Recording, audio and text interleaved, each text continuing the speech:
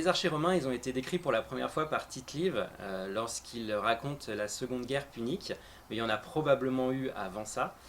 Ils ont été réorganisés par l'empereur Auguste en cohortes de 500 ou de 1000 hommes. Ces archers, ils ont la particularité de provenir essentiellement de la partie orientale de l'Empire. Ce sont majoritairement des Syriens, qui viennent de la province romaine de Syrie. On a aussi des Crétois et des Thraces. Alors ça, c'est surtout sous l'Empire. Sous la République, on a principalement des archers crétois. On a aussi quelques traces d'archers gaulois, notamment du peuple des Rutènes, qui était spécialisé dans le tir à l'arc et reconnu comme de très bons archers.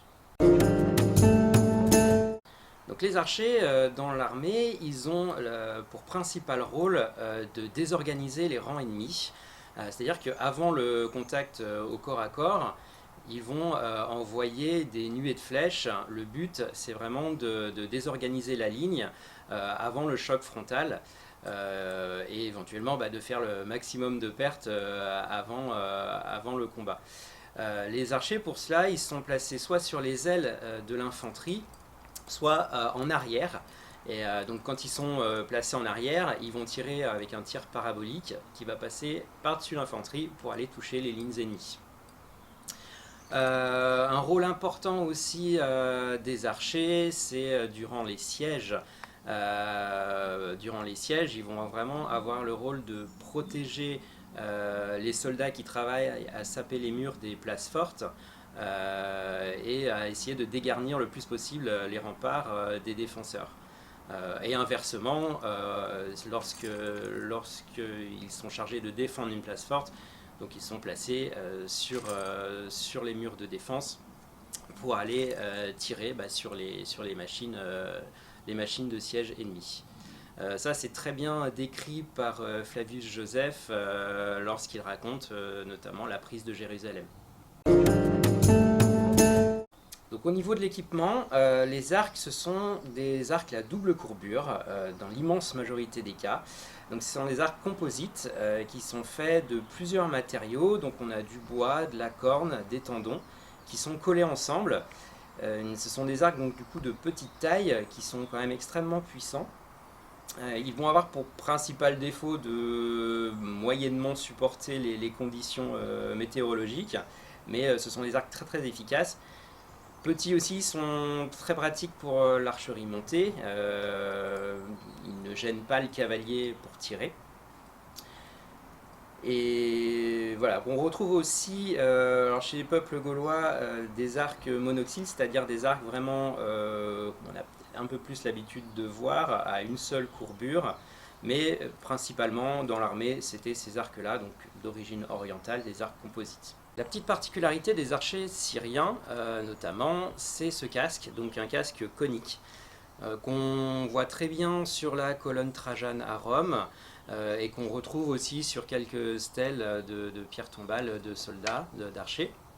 Voilà, donc il a un couvre-nuque en écaille, elles peuvent être aussi en maille.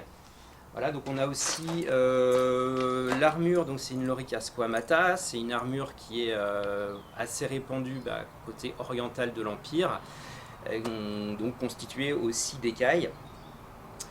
Le kingulum qui montre que c'est un soldat, voilà, très important. On a un glaive aussi. Alors le glaive, si on s'en sert, c'est qu'il y a quelque chose qui a mal tourné, parce que voilà, normalement on n'est pas censé être au contact de l'ennemi, mais voilà, on a quand même le glaive au cas où. Et le pugio, donc le poignard que beaucoup de soldats romains ont sur le côté. Donc un carquois aussi, qui peut se porter soit dans le dos, soit sur la hanche. Voilà, niveau équipement, aussi un protège-bras bien sûr.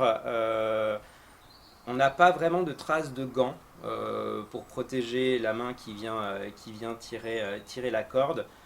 Mais c'est probable qu'il y ait eu quand même une protection parce qu'à force, surtout sur des arcs très puissants, il peut facilement y avoir des blessures au niveau des doigts. Donc les flèches, donc on a plusieurs types de pointes. Le fût, il est donc soit en bois, soit en bambou, en fonction un petit peu de la zone géographique de ce qu'on va trouver. Et donc des plumes qui sont ligaturées, voilà, sur le fût. Et une encoche en bois ou en corne, voilà. La tunique est un petit peu particulière, c'est une tunique qui est assez longue par rapport à une tunique classique de soldat. Alors cette tunique, donc on en a des traces sur la colonne Trajane.